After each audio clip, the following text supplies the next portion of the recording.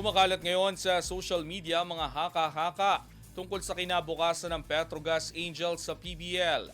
Matapos lumutang ang mga hindi pa beripikadong ulat ukol sa posibleng pag-alis ng koponan at tumayunoy internal issues. Ang ibang detalye alamin sa pag-abante ni Jonas Lavarias.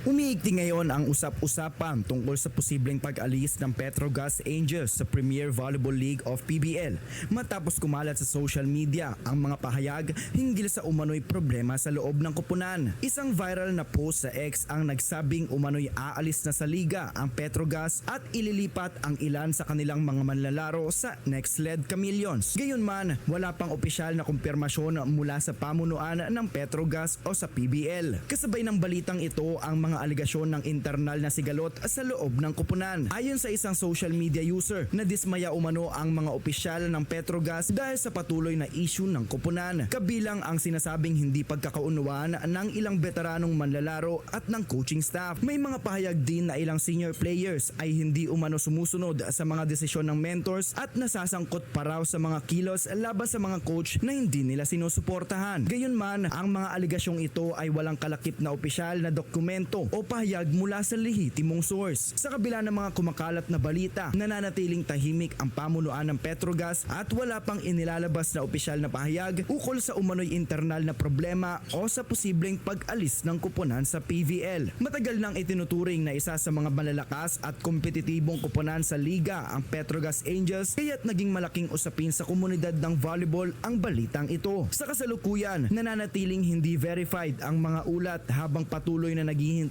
ang mga tagahanga ng malinaw na pahayag mula sa pamunuan ng Petrogas at sa PVL kaugnay ng issue at ng tunay na estado ng koponan sa liga. Ako, si Jonas Lavarias, Abante Sports, now na.